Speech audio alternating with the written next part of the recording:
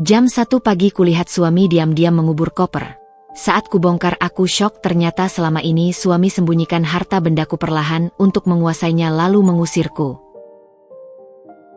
Halo Bunda, semoga Bunda semuanya dalam keadaan sehat dan bahagia ya. Sebelum masuk ke ceritanya, jangan lupa like, komen dan subscribe channel ini ya. Selamat menonton. Tik-tok, tik-tok. Setiap detakan jam dinding kayu tua di ruang keluarga itu seperti menusuk-nusuk kesadaranku yang sudah setengah terlelap.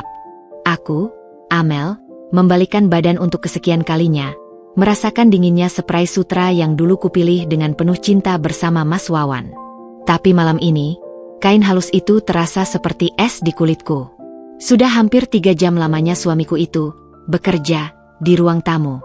Alasan yang sama yang selalu dia kemukakan setiap kali ada yang tidak beres dalam bisnisnya.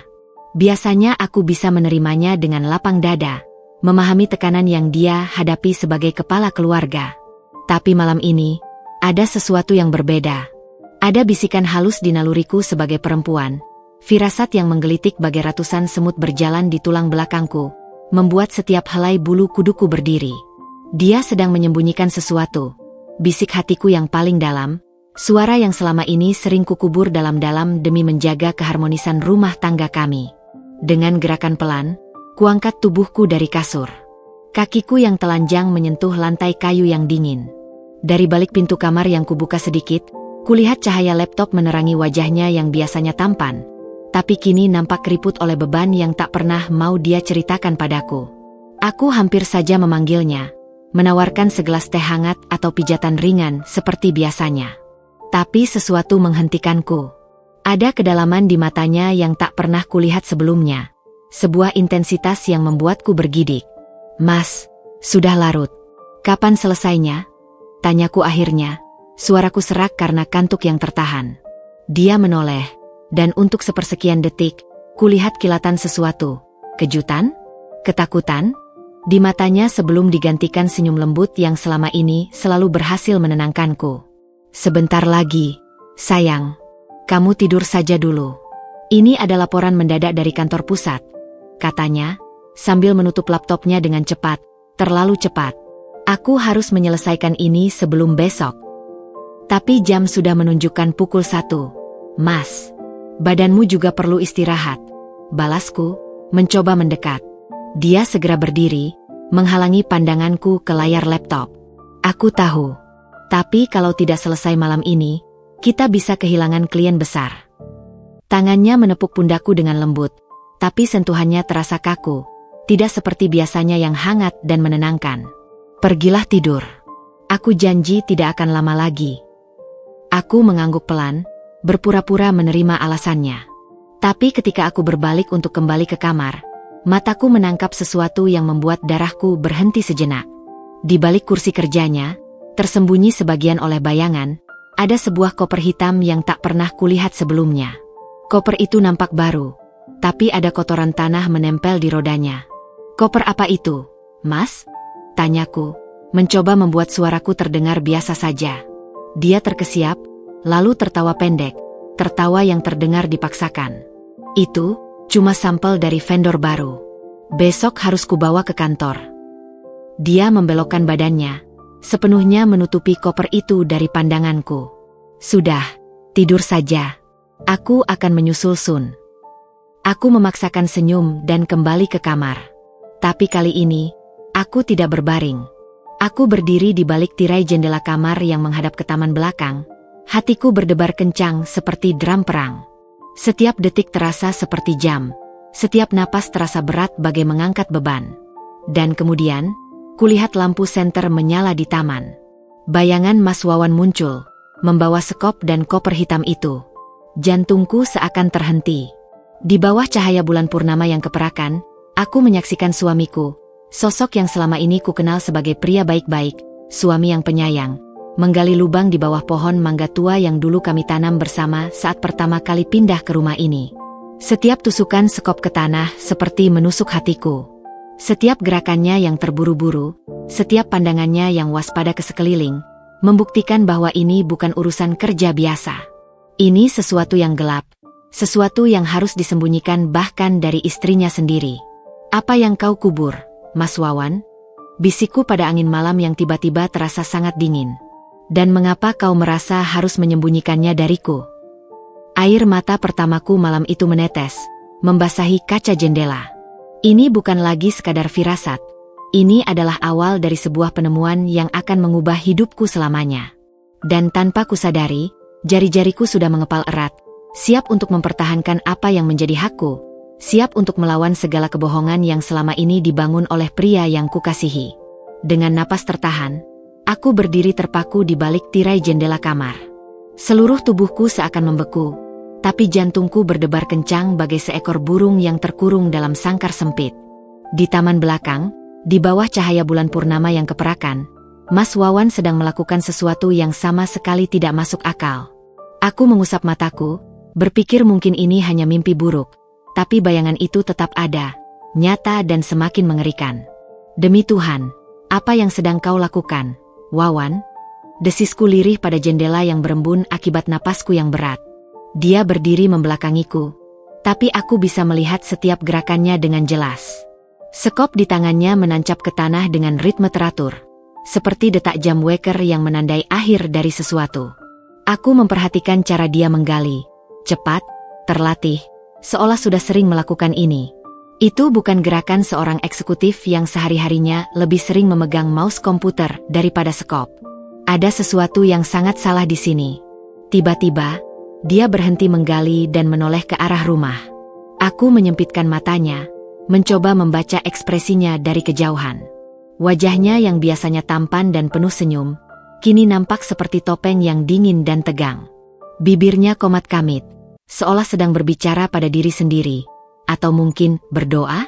Tapi untuk apa? Ketika dia membungkuk untuk mengambil koper hitam itu, aku tak tahan lagi. Kuraih telepon genggamku dan mulai merekam. Tanganku gemetar begitu hebat sampai-sampai aku harus menahan pergelanganku dengan tangan yang lain. Dalam diam, aku berharap ini hanya kesalahpahaman. Mungkin dia sedang menyembunyikan kejutan untuk ulang tahunku yang akan datang. Atau mungkin tidak, batinku menggelikan. "Ulang tahunmu masih 8 bulan lagi." Dia membuka koper itu sebentar, dan dari jarak ini, aku bisa melihat kilatan sesuatu yang metalik di dalamnya. Perhiasan? Tapi mengapa harus dikubur? Dadaku sesak, dan aku harus menutup mulut untuk menahan isak tangis yang ingin keluar. Ini seperti menyaksikan film thriller, tapi aku adalah pemeran utama yang tidak tahu sedang memerankan apa. Tiba-tiba, telepon genggamku bergetar. Aku nyaris menjerit kaget. Itu adalah Mas Wawan yang menelpon. Dengan tangan gemetar, kuangkat telepon itu, berusaha membuat suaraku terdengar normal. "Halo, Mas?" kataku, berharap dia tidak mendengar getar dalam suaraku. "Amel, kamu sudah tidur?" Suaranya terdengar tenang, terlalu tenang untuk seseorang yang sedang menggali lubang di tengah malam. "Belum, Mas. Aku sedang minum air." "Kenapa?" "Dengarkan, aku harus keluar sebentar. Ada teman kantor yang mobilnya mogok tidak jauh dari sini." Aku memandangnya melalui jendela. Dia masih berdiri di samping lubang itu, berbohong padaku dengan mudahnya. "Tapi, jam segini, Mas? Tidak bisa besok saja?" "Dia butuh bantuan sekarang." "Jangan khawatir, aku tidak akan lama.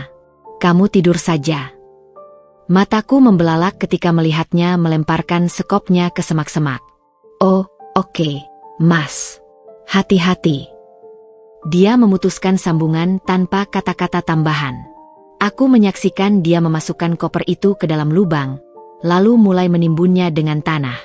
Gerakannya semakin cepat, panik, seolah dikejar waktu. Setelah selesai, dia menyapu daun-daun kering di atasnya, membuatnya nampak seperti tanah biasa. Saat dia berbalik untuk masuk, untuk pertama kalinya aku bisa melihat wajahnya dengan jelas di bawah sinar bulan. Dan yang kulihat membuat darahku membeku. Bukan ekspresi bersalah atau menyesal, tapi kepuasan. Senyum tipis melengkung di bibirnya, seperti seorang penjahat yang berhasil melaksanakan rencananya dengan sempurna. Dia berjalan menuju rumah dengan langkah percaya diri, tidak seperti seseorang yang baru saja berbohong pada istrinya.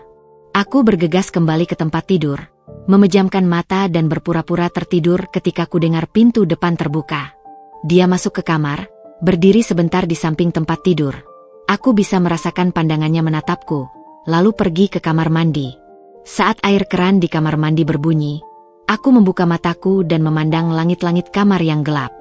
Butiran-butiran air mata panas mengalir di pelipisku, membasahi bantal yang dulu kami pilih bersama dengan penuh tawa dan cinta. "Siapa sebenarnya kamu, Mas Wawan?" bisikku pada kegelapan. "Dan apa yang sebenarnya kau kubur di luar sana? Barang berharga, atau mungkin pernikahan kita?" Aku menggigit bibirku sampai terasa sakit. Malam ini, aku bukan lagi Amel yang polos dan percaya. Malam ini, aku menjadi seorang detektif yang terpaksa menyelidiki suami sendiri. Dan besok, ketika matahari terbit, aku akan menggali kebenaran yang dia kubur, apapun konsekuensinya. Setelah suara air di kamar mandi berhenti, aku masih terpaku di tempat tidur, berpura-pura tertidur pulas. Setiap langkah Mas Wawan mendekat terasa seperti pukulan gong di telingaku. Kasur berderit ketika dia membaringkan diri di sampingku, membawa serta bau tanah dan keringat yang samar.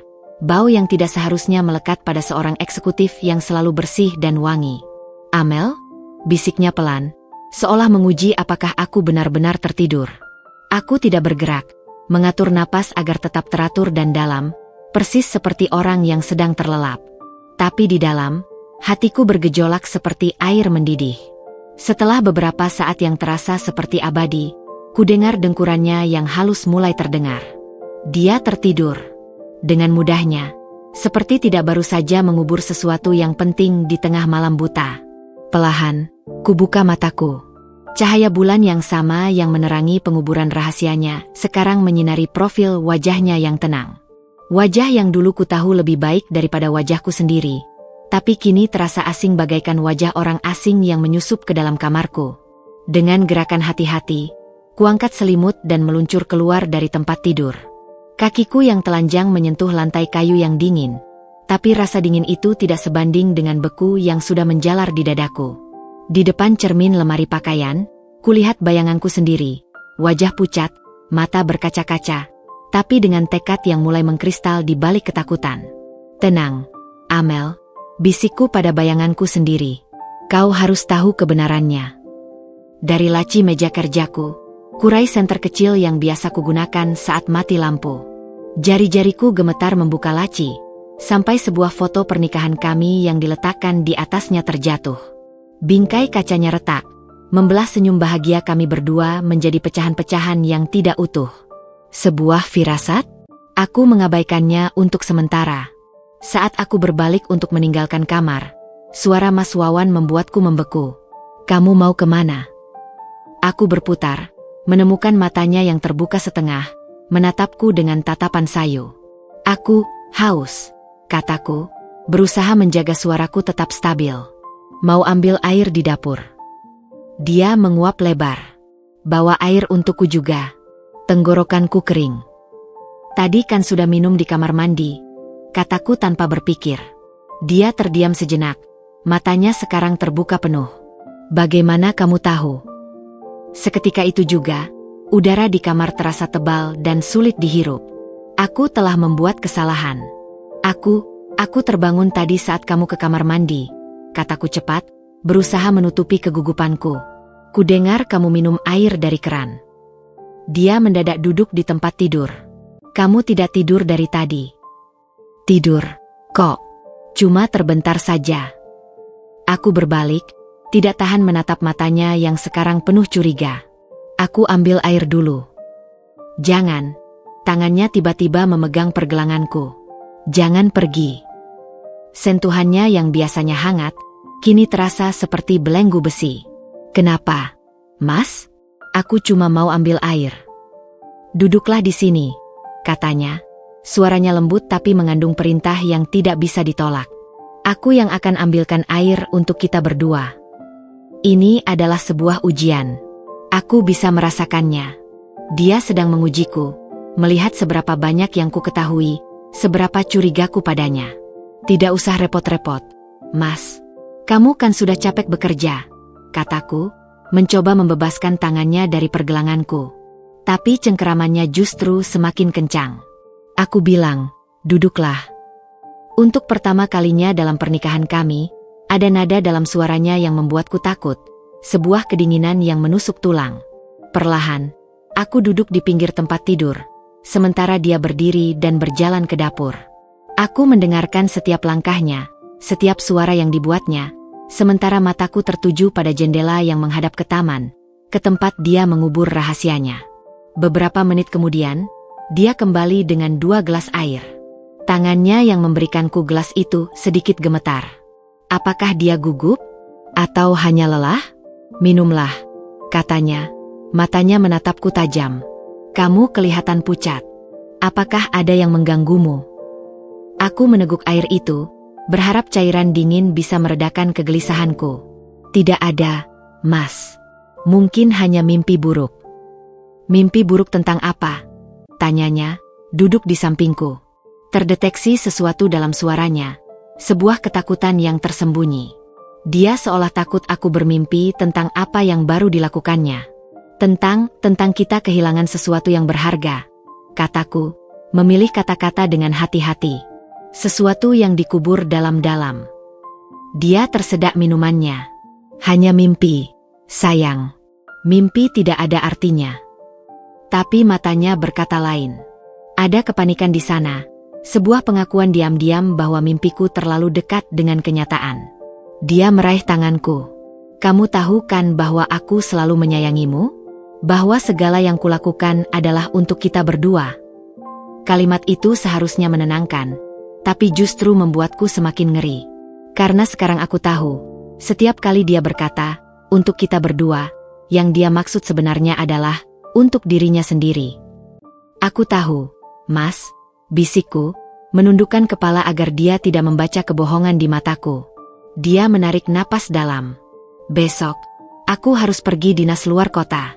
Mungkin 3 hari. Ini mendadak sekali. Memang. Tapi ini penting. Dia menepuk pundakku. Kamu bisakan sendirian di rumah. Sekarang aku mengerti. Dia ingin menjauhkanku dari rumah, dari apa yang dia kubur. Memberi waktu agar tanah itu mengeras, agar bukti-bukti terkubur lebih dalam. Tentu saja bisa, kataku, memaksakan senyum. Tapi kok sepertinya akhir-akhir ini kamu sering sekali dinas luar kota. Dia berdiri, menghindari tatapanku. Bisnis sedang berkembang, sayang. Banyak yang harus dikerjakan. Saat dia berbalik untuk meletakkan gelas di meja samping tempat tidur, kulihat noda tanah di celana panjangnya. Bukti fisik dari apa yang baru dilakukannya. Sebuah bukti yang besok pasti akan dia bersihkan. Tidurlah sekarang, katanya, mematikan lampu dan membenamkan kamar dalam kegelapan. Besok adalah hari baru. Tapi yang tidak dia tahu, besok memang akan menjadi hari baru. Hari di mana aku akan mulai menggali kebenaran, mulai melawan, mulai menjadi Amel yang berbeda. Saat dengkurannya kembali terdengar, aku berbaring di sampingnya, tapi tidak menutup mata. Aku menatap langit-langit, menghitung detik sampai pagi tiba. Tidur nyenyak, Mas Wawan, bisikku pada kegelapan. Karena besok, permainanmu akan berakhir. Dan untuk pertama kalinya, aku bisa merasakan kekuatan baru mengalir dalam diriku. Sebuah tekad yang tidak akan padam sampai aku menemukan setiap kebenaran yang dia kubur di bawah pohon mangga kami. Pukul 5.30 pagi, Mas Wawan sudah bersiap-siap untuk perjalanan dinasnya. Aku pura-pura terbangun ketika dia mengecup keningku, berpura-pura mengantuk dan tidak menyadari bahwa malam tadi kami hampir bertengkar. Aku pergi dulu, sayang, bisiknya. Suaranya kembali lembut seperti biasa. Jaga diri baik-baik. Aku hanya mengangguk, memejamkan mata seolah masih ingin tidur. Tapi begitu kudengar suara mobilnya menjauh, aku melompat dari tempat tidur dan langsung menuju jendela. Dari balik tirai, kuperhatikan mobilnya benar-benar menghilang di ujung jalan sebelum aku berani bergerak. Dengan jantung berdebar kencang, aku bergegas ke gudang kecil di belakang rumah. Sekop kecil yang biasa kupakai untuk berkebun terasa berat di tanganku. Matahari belum sepenuhnya terbit, memberikan cahaya keemasan yang ironisnya indah pada pagi yang penuh ketegangan ini. Sekarang atau tidak sama sekali, bisikku pada diri sendiri sambil menatap pohon mangga tua itu. Tanah di bawah pohon masih terlihat gembur dan berbeda dari sekitarnya. Aku mulai menggali dengan sekop kecil. Tangan gemetar hebat. Setiap tusukan sekop ke tanah membuat napasku tersengal. Aku terus melirik ke arah rumah, seolah-olah Mas Wawan akan muncul tiba-tiba dan menangkapku basah. Setelah 10 menit menggali, sekopku membentur sesuatu yang keras. Dadaku berdebar lebih kencang. Dengan tangan kosong, kuusapkan tanah yang masih menutupi objek itu. Koper hitam. Sama seperti yang kulihat tadi malam. Kusambar koper itu dan berusaha mengangkatnya. Lebih berat dari yang kubayangkan. Dengan susah payah, kubawa koper itu ke dalam rumah, melalui pintu belakang yang kubiarkan terbuka. Kuperhatikan koper ini bermerek mewah, sama dengan yang selalu diidamkan Mas Wawan bulan lalu, tapi katanya terlalu mahal. Jadi kau beli untuk dirimu sendiri, gerutuku sambil meletakkan koper di atas meja dapur. Kuncinya tidak ada, tapi gemboknya terlihat murah. Dengan obeng yang kurai dari laci, kubuka paksa gembok itu. Suara retakan ketika gembok itu terbuka seperti suara pernikahan kami yang pecah berkeping-keping. Dan ketika kubuka koper itu, seluruh dunia seakan berhenti berputar. Isinya bukan uang atau dokumen biasa. Ini adalah hidupku. Seluruh hidupku yang selama ini tidak kusadari sedang dicuri perlahan-lahan. Di lapisan paling atas, tersusun rapi perhiasan-perhiasan emas peninggalan almarhumah ibuku. Kalung liontin mutiaranya yang selalu dikenakannya di acara-acara penting, gelang bertahtakan zamrud pemberian ayahku, cincin kawinnya yang tak pernah kulepaskan sampai harus disimpan karena jari yang membengkak setelah hamil. Semuanya ada di sini, padahal kukira masih aman tersimpan di brankas. Tidak. Desisku, tangan gemetar mengambil kalung itu. Kau bahkan mengambil ini. Di bawah tumpukan perhiasan, ada sebuah map coklat tebal. Dengan napas tertahan, kubuka map itu. Isinya membuatku nyaris pingsan. Sertifikat tanah warisan orang tuaku di kampung. Tanah yang katanya sedang diproses untuk pembangunan villa. Buku tabungan atas namaku yang katanya sudah ditutup karena tidak aktif. Surat pernyataan hibah yang dulu dengan polos kutandatangani karena katanya untuk keperluan administratif kantor. Surat-surat saham di perusahaanku sendiri yang katanya sudah dijual untuk menutupi kerugian bisnis. Semuanya bohong, bisikku. Air mata mulai menetes membasahi dokumen-dokumen itu. Semuanya. Tapi yang paling menghancurkan adalah apa yang kutemukan di lapisan paling bawah. Sebuah buku catatan kecil berwarna hitam, dan beberapa surat yang membuat darahku mendidih. Kubuka buku catatan itu. Isinya adalah daftar sistematis semua aset yang berhasil dialihkan atas namanya. Setiap halaman adalah pengkhianatan yang terencana.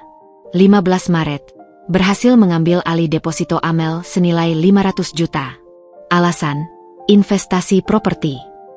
2 April, tanah warisan orang tua Amel sudah atas nama Wawan. Proses jual ke developer sedang berjalan. 1 Mei, asuransi jiwa Amal dialihkan ke Wawan sebagai beneficiari. Dan yang paling membuatku ingin muntah. Target 6 bulan lagi, rumah ini harus sudah atas nama Wawan. Setelah itu, proses perceraian dengan alasan Amel tidak setia.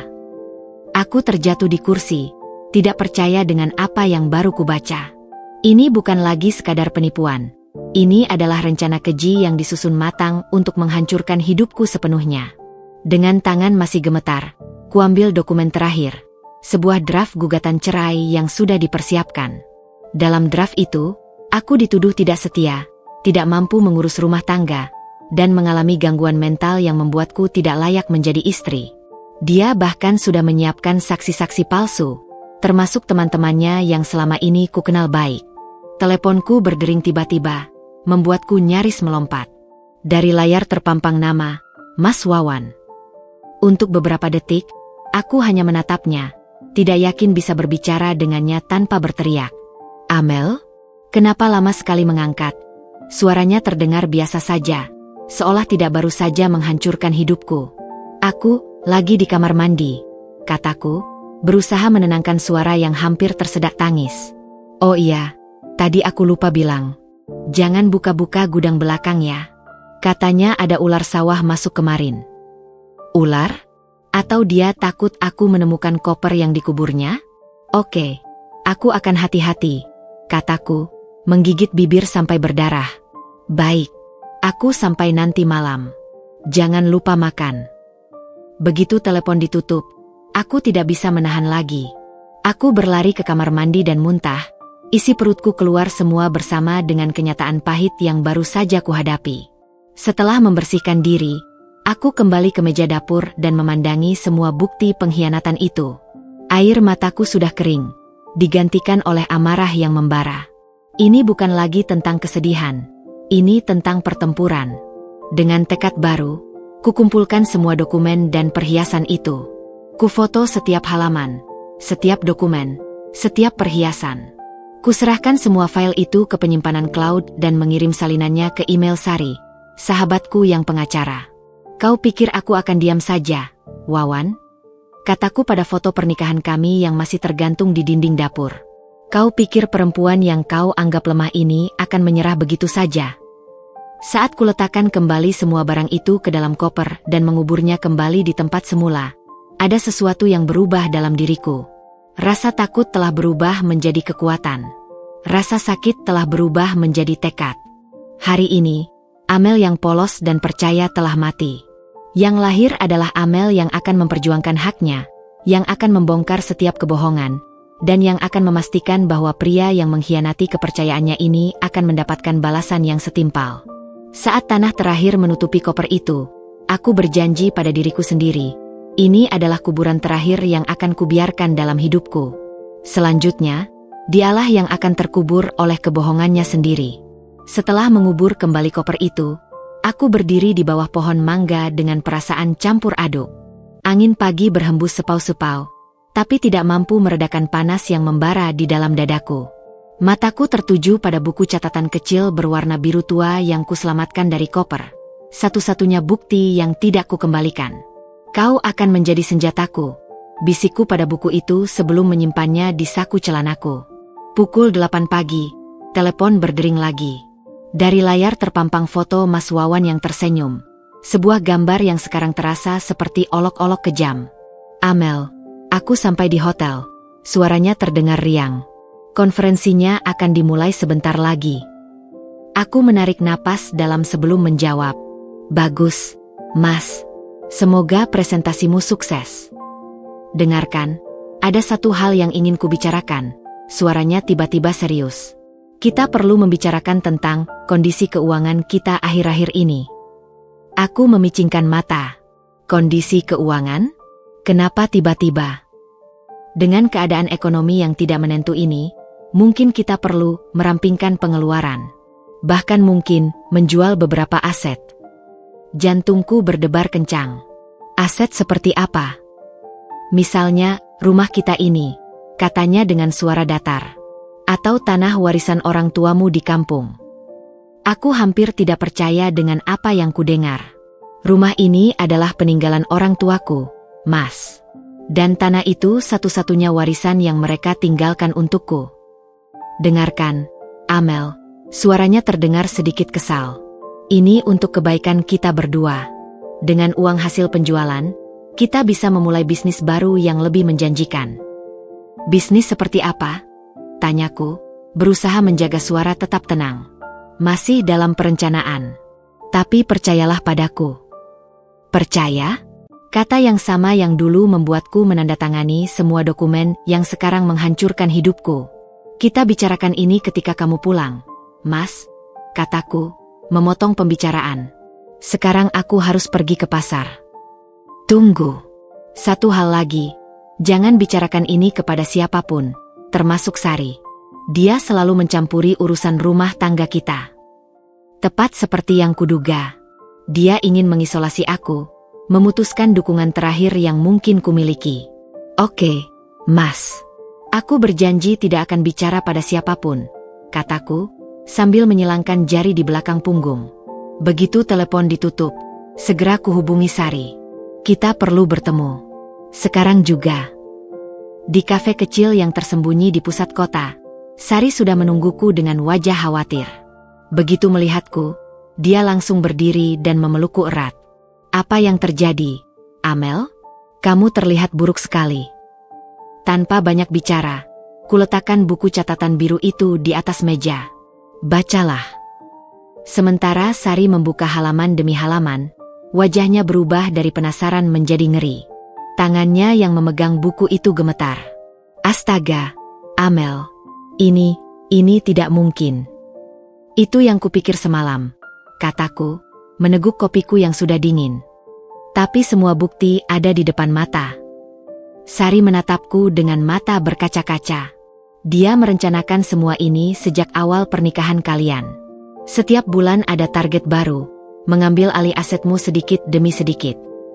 Dia bahkan sudah menyiapkan draft gugatan cerai, tambahku dengan suara hampa. Dengan tuduhan bahwa aku tidak setia dan mengalami gangguan mental.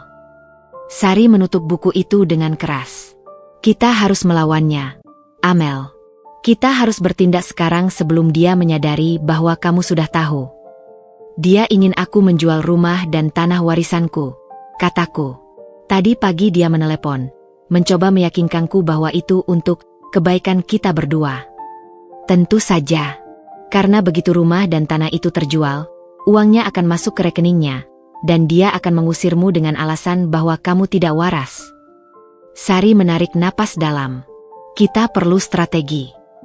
Selama 2 jam berikutnya, kami menyusun rencana. Sari akan menghubungi notaris untuk memeriksa status semua propertiku. Aku akan mengumpulkan semua bukti transaksi keuangan selama pernikahan kami. Dan yang paling penting, kami akan memasang kamera tersembunyi di rumah untuk merekam setiap percakapan kami. Tapi bagaimana jika dia mencurigai sesuatu? Tanyaku dengan cemas. Sari memegang tanganku. Kamu harus bersikap normal. Lebih normal dari biasanya. Buat dia berpikir bahwa kamu masih Amel yang polos dan percaya. Saat kami akan berpisah, Sari memberiku sebuah alat perekam kecil. Simpan ini di saku bajumu. Rekam setiap percakapan dengan dia. Di perjalanan pulang, teleponku berdering lagi. Kali ini dari ibu mertuaku. Amel, katanya Wawan pergi dinas. Suara di seberang sana terdengar tidak seperti biasanya. Iya, Bu. Ada konferensi penting. Dengarkan, Amel. Suaranya berubah menjadi serius. Akhir-akhir ini, ada yang aneh dengan Wawan. Dia sering meminjam uang pada kami, katanya untuk menutupi kerugian bisnis. Tapi ketika kami tanya detailnya, dia selalu menghindar. Dadaku sesak. Berapa banyak yang dia pinjam, Bu? Hampir 200 juta dalam 6 bulan terakhir, jawabnya dengan suara bergetar. Kami tidak mau menceritakan ini, tapi kami khawatir. Apakah ada masalah antara kalian berdua? Aku menggigit bibir. Tidak, Bu. Semua baik-baik saja. Aku tidak tega mengatakan kebenaran pada wanita tua yang selalu memperlakukan aku seperti anak sendiri ini. Baiklah kalau begitu. Tapi jika ada sesuatu, kamu bisa cerita pada kami, ya. Begitu telepon ditutup, air mataku akhirnya tumpah. Bahkan orang tuanya sendiri menjadi korban. Sampai sejauh apa keserakahan Wawan? Sore hari, saat aku sedang membersihkan rumah, mataku tertuju pada laptop lama Mas Wawan yang tersimpan di lemari. Sebuah ide muncul. Dengan hati-hati, kuambil laptop itu dan mencoba menyalakannya. Dia lupa bahwa aku tahu passwordnya. Tanggal pernikahan kami, sebuah ironi yang pahit. Begitu masuk, langsung kujelajahi file-filenya. Dan di folder tersembunyi berlabel, proyek masa depan, kutemukan lebih banyak kebenaran yang menyakitkan. Foto-foto dengan wanita muda yang kulihat di rekaman kamera, ternyata adalah sekretarisnya sendiri. Ada juga dokumen pembelian apartemen mewah atas nama wanita itu. Dan yang paling menghancurkan, scan surat nikah siri antara dia dan wanita itu, dilakukan 3 bulan yang lalu. Dia bukan hanya ingin mengusirku, dia sudah membangun kehidupan baru dengan orang lain, menggunakan uangku, uang orang tuanya, dan mungkin banyak orang lain yang tidak ku ketahui. Dengan tangan gemetar, kusimpan semua file itu ke flash disk. Setiap dokumen, setiap foto, setiap bukti pengkhianatan. Malam harinya, Mas Wawan menelepon lagi. Suaranya terdengar lelah. Konferensinya melelahkan, tapi berjalan lancar. Bagaimana harimu? Biasa saja, jawabku, berusaha membuat suara terdengar normal. Membersihkan rumah, menata ulang beberapa barang. Dengarkan tentang percakapan kita tadi pagi. Dia terdiam sebentar. Aku mungkin terlalu terburu-buru. Kita bisa bicara lebih lanjut ketika aku pulang. Tentu, Mas. Aku di sini selalu menunggumu. Kata-kata itu terasa pahit di lidahku. Karena yang sebenarnya ku maksud adalah, aku di sini menunggumu jatuh. Menunggumu mendapatkan balasan untuk semua pengkhianatanmu. Saat aku menutup telepon, kurai buku catatan biru itu lagi. Ku bicara padanya seolah itu adalah Mas Wawan sendiri. Kau pikir kau yang memegang kendali? Kau pikir rencanamu sempurna? Tunggu saja, sayang. Permainan baru saja dimulai. Dan kali ini, akulah yang membuat aturannya. Dan untuk pertama kalinya sejak semalam, senyum tipis muncul di bibirku. Senyum yang tidak mengandung kebahagiaan, tapi tekad yang membara. Senyum seorang perempuan yang siap berperang. 2 hari telah berlalu sejak Mas Wawan pergi dinas, dan aku menggunakan setiap detiknya untuk mengumpulkan bukti. Ruang kerjaku yang dulu hanya menjadi tempat menyimpan novel dan album foto, kini berubah menjadi pusat operasi rahasia. Dinding-dindingnya dipenuhi dengan potongan-potongan bukti, foto-foto, dan garis waktu pengkhianatan yang sistematis. Sari datang dengan membawa laporan lengkap dari notaris. Wajahnya pucat ketika menyerahkan dokumen itu padaku. Lebih buruk dari yang kita kira, Amel, katanya dengan suara bergetar. Dia tidak hanya mengambil aset-aset besar. Hal-hal kecil pun dia ambil. Duduk di lantai dengan dokumen-dokumen tersebar di sekelilingku, aku menyadari betapa dalamnya pengkhianatan ini. Setiap halaman seperti menampar wajahku, mengingatkan betapa bodohnya aku selama ini. Lihat ini, Sari menunjuk ke sebuah dokumen. Dia bahkan mengambil uang dari tabungan pendidikan keponakanmu yang kamu kelola. Tapi, itu hanya 5 juta, bisikku tak percaya. Dan ini, dana bantuan untuk keluarga korban kebakaran di kompleks kita bulan lalu. Dia mengambil 10 juta dari rekaman amal yang kamu kelola. Aku menutup mata, mencoba menahan amarah yang meluap. Apakah tidak ada yang sakral baginya? Satu hal yang kutemukan, Sari melanjutkan dengan suara serius. Semua transfer dilakukan dengan pola yang sama, selalu pada hari Jumat sore, ketika kamu biasanya pergi pengajian. Pukul 3 sore, telepon rumah berdering. Aku mengangkatnya dengan hati-hati. Selamat siang, Ibu Amel. Ini dari Bank BNI. Kami ingin mengonfirmasi beberapa transaksi yang tidak biasa. Petugas bank itu menyebutkan serangkaian transaksi besar yang dilakukan atas namaku dalam 6 bulan terakhir. Transfer ke developer properti, pembelian mobil mewah, bahkan pembelian perhiasan, semua dengan nominal yang membuatku pusing. Tapi saya tidak pernah melakukan transaksi itu, protesku. Transaksi dilakukan melalui mobile banking, Ibu, dengan PIN yang benar. Saat menutup telepon, aku langsung mengecek tas kerjaku. Kartu ATM-ku masih ada. Tapi bagaimana mungkin? Kurai ponselku dan mengecek aplikasi mobile banking. Dan disitulah kudapati kebenaran lain. Ada ponsel lain yang terdaftar untuk akun bankku. Mas Wawan pasti telah meminta kartu pengganti dengan nomor yang berbeda tanpa sepengetahuanku. Sore itu, keputusanku untuk melawan semakin kuat. Tapi kemudian, sesuatu yang tak terduga terjadi. Bel rumah berbunyi. Di depan pintu berdiri seorang kurir dengan paket besar. Untuk Ibu Amel, katanya sambil menyerahkan paket itu. Paket itu berisi sebuah gaun merah merek desainer yang selama ini ingin kubicikan. Lengkap dengan sepasang sepatu high heels dan sebuah tas tangan mewah. Ada kartu bertuliskan, untuk istriku tercinta. Maafkan aku jika akhir-akhir ini aku sibuk. Aku akan pulang besok. Dan kita akan merayakan ulang tahun pernikahan kita yang keempat dengan makan malam romantis. Wawan. Air mataku menetes. Bukan karena haru, tapi karena kemunafikan yang begitu telanjang. Dia menguras hartaku, lalu membelikanku hadiah dengan uangku sendiri sambil merencanakan kehancuranku. Teleponnya menyusul tak lama kemudian. Amel, sayang, apakah paketnya sudah sampai? Sudah, Mas. Jawabku, berusaha terdengar gembira. Ini terlalu mewah. Tidak ada yang terlalu mewah untukmu. Kita akan makan malam di restoran bintang 5. Aku sudah reservasi. Dengan kondisi keuangan kita yang katanya perlu dikremasi, tanyaku, tidak bisa menahan sarkasme. Dia terdiam sejenak. Apa maksudmu? Kamu yang bilang kita perlu menjual rumah dan tanah karena kondisi keuangan, tapi sekarang kamu membelikanku gaun mahal dan reservasi restoran mewah. Amel. Suaranya mendadak rendah dan berbahaya.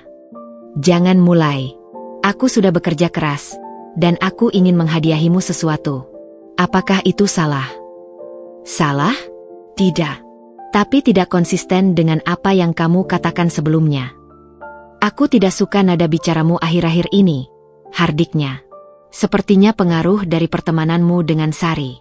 Dia selalu membuatmu berpikiran negatif. Jangan salahkan Sari. Ini tentang... Aku akan pulang besok siang, potongnya dengan tajam. Dan kita akan membicarakan semua ini seperti orang dewasa. Sampai jumpa. Blok, dia menutup telepon. Aku berdiri terpaku, masih memegang gaun merah itu. Warna merahnya seperti peringatan, seperti darah. Tiba-tiba, gaun itu terasa menjijikkan di tanganku. Malam itu, aku tidak bisa tidur. Pikiranku dipenuhi dengan skenario pertemuan besok. Bagaimana aku harus bersikap? Apa yang harus kukatakan? Pukul 2 pagi, sebuah ide muncul. Jika dia ingin makan malam romantis, mengapa tidak kuberikan apa yang diinginkannya? Tapi dengan twistku sendiri. Keesokan paginya, aku mulai mempersiapkan segalanya. Kupesan bunga, memesan kue ulang tahun, dan yang paling penting, menyiapkan alat perekam yang akan kusimpan di tas kecilku. Saat menjelang sore, kudengar suara mobilnya masuk ke garasi. Dadaku berdebar kencang, tapi kali ini bukan karena cinta atau rindu, tapi karena adrenalin pertempuran yang akan dimulai. Mas Wawan masuk dengan membawa sekotak coklat mewah dan senyum lebar. Dia mendekatiku untuk mencium pipiku, dan aku membiarkannya, meski setiap sentuhannya terasa seperti racun. Kamu memakai gaunnya, katanya, memandangi gaun merah yang kupakai. Kamu tampak cantik. Terima kasih, Mas. Kamu juga tampak gagah. Matanya berbinar, yakin bahwa segala sesuatu sudah kembali normal. Yang tidak dia tahu adalah, di balik senyum manisku, ada seorang perempuan yang siap menghancurkannya. Sekarang, katanya sambil meraih tanganku, aku ingin membicarakan sesuatu yang penting sebelum kita pergi makan malam. Dia menuntunku ke sofa, duduk berhadapan denganku dengan wajah serius. Kita perlu membuat beberapa keputusan finansial yang penting, Amel. Aku sudah berbicara dengan seorang developer yang sangat tertarik dengan tanah warisan orang tuamu. Mereka menawarkan harga yang sangat baik. Berapa? Tanyaku dingin. 3 miliar. Cukup untuk memulai bisnis baru yang selama ini aku impikan. Bisnis apa? Dengan uang segitu, kita bisa membuka franchise hotel. Aku sudah melakukan riset, dan... Kita? Potongku. Atau kamu? Dia terkesiap. Apa maksudmu? Aku hanya penasaran, Mas. Dalam bisnis franchise hotel ini, apakah namaku akan tercatat sebagai pemilik? Atau hanya namamu saja? Seperti yang terjadi pada saham-sahamku di perusahaan? Seperti yang terjadi pada deposito-depositoku? Seperti yang terjadi pada... Dia berdiri tiba-tiba, wajahnya merah padam. Siapa yang mengomporimu? Sari? Atau orang tuaku? Mereka memang selalu iri dengan kesuksesanku. Tidak ada yang mengomporiku, Wawan. Aku hanya akhirnya membuka mata. Dia mendekatiku, wajahnya hanya beberapa senti dari wajahku. Kamu tidak tahu apa yang kamu bicarakan. Semua yang kulakukan adalah untuk kita. Benarkah? Kataku, berdiri dan berjalan ke meja kerjaku. Kalau begitu, mungkin kau bisa menjelaskan ini. Dengan gerakan dramatis, kuambil buku catatan biru itu dari laci dan melemparkannya ke hadapannya. Wajahnya berubah pucat ketika melihat buku itu. Dari mana kamu dapat ini? Suaranya bergetar. Dari kuburan rahasiamu di bawah pohon mangga, jawabku. Kau ingat? Malam ketika kau membantu teman yang mobilnya mogok? Dia membalik halaman-halaman buku itu dengan tangan gemetar. Ini bukan seperti yang kau pikirkan. Bukan? Jadi ketika kau menulis, target 6 bulan lagi, rumah ini harus sudah atas nama Wawan. Setelah itu, proses perceraian dengan alasan Amel tidak setia. Itu artinya apa? Dia terdiam, matanya menghindari tatapanku. Untuk pertama kalinya, aku melihat ketakutan di wajahnya. Amel, sayang, kamu harus memahami. Jangan panggil aku sayang, Hardikku. Semua emosi yang kutanam selama ini akhirnya meledak. Kau merencanakan kehancuranku sejak awal. Kau mengambil segalanya dariku. Bahkan hadiah ulang tahun pernikahan ini, kau beli dengan uangku sendiri. Dia berlutut, tangannya meraih tanganku. Aku akan mengembalikan semuanya. Aku berjanji. Aku hanya tertekan dengan bisnis. Bisnis? Aku tertawa getir. Bisnis apa? Yang kau maksud bisnis adalah membeli apartemen untuk sekretarismu? Menikahi dia secara diam-diam? Membangun kehidupan baru dengan uangku? Sekarang dia benar-benar pucat. Kamu tahu tentang Diana? Ah, jadi namanya Diana, kataku, berpura-pura baru tahu. Ya, aku tahu segalanya.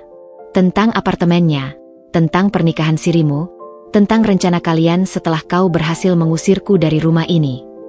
Dia berdiri, wajahnya berubah dari penyesalan menjadi kemarahan. Baiklah kalau begitu. Ya, aku mengambil hartamu. Dan kau tahu why? Karena semua ini harusnya menjadi milikku dari awal. Aku yang membangun karir, aku yang bekerja keras, sementara kau hanya duduk di rumah menghabiskan uang. Aku memandangnya dengan dingin. Kau lupa bahwa rumah ini, tanah itu, sebagian besar deposito itu, adalah warisan orang tuaku yang mereka tinggalkan untukku, bukan untukmu. Dia mendekat lagi, kali dengan ancaman di matanya. Kamu tidak bisa membuktikan apapun. Semua dokumen sudah atas namaku. Semua transaksi sudah kau rancang sedemikian rupa. Di mata hukum, kamulah yang tidak waras. Senyum tipis muncul di bibirku. Benarkah? Kalau begitu, mungkin kau harus menonton ini dulu. Kuraih remote dan menyalakan televisi. Di layar, tampil rekaman dari kamera tersembunyi yang merekam setiap kata-katanya tadi. Pengakuannya bahwa dia mengambil hartaku, ancamannya, semuanya. Dan ini, kataku sambil mengeluarkan ponselku, adalah rekaman percakapan kita yang sudah kukirim ke Sari, ke orang tuamu, dan ke pengacaraku. Permainanmu sudah berakhir, Wawan. Wajahnya berubah dari marah menjadi panik. Kamu menjebakku. Kau yang menjebak dirimu sendiri, dengan keserakahan dan pengkhianatanmu. Dia menatapku dengan kebencian yang dalam. Kamu tidak akan menang. Aku punya pengacara terbaik. Dan aku punya kebenaran, jawabku dengan tenang. Sekarang, aku ingin kau keluar dari rumahku. Rumah ini atas namaku. Suratnya ya, tapi bukti pembayarannya dari rekeningku. Dan aku punya semua dokumentasinya. Untuk pertama kalinya, aku melihat keraguan di matanya. Dia menyadari bahwa mungkin saja aku memang memegang kartu as. Aku tidak pergi kemana-mana, katanya sambil duduk di sofa dengan angkuh. Kalau begitu, aku yang akan pergi, kataku sambil berjalan ke kamar. Tapi ingat, besok pagi pengacaraku akan mengajukan gugatan cerai dengan semua bukti ini. Dan kau tidak hanya akan kehilangan aku, tapi juga kredibilitasmu, pekerjaanmu, dan mungkin kebebasanmu. Dari balik pintu kamar, kudengar dia mengutuk dan melempar sesuatu. Tapi aku tidak takut lagi. Karena malam ini, untuk pertama kalinya, aku berdiri sebagai equal, bahkan mungkin lebih darinya. Saat aku berjalan keluar dari rumah dengan tas kecil berisi barang-barang penting dan alat perekam yang masih menyala, aku tahu ini bukan akhir.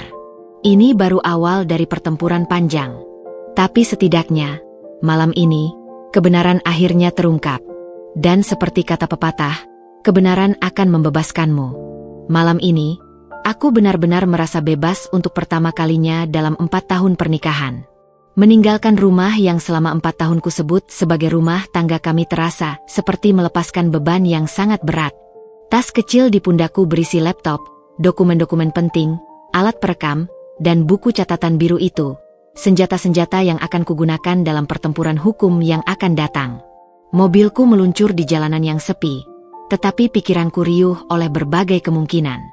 Apa yang akan dilakukan Wawan selanjutnya? Apakah dia akan mencoba membersihkan jejak? Atau mungkin menghancurkan bukti-bukti yang masih tersisa di rumah?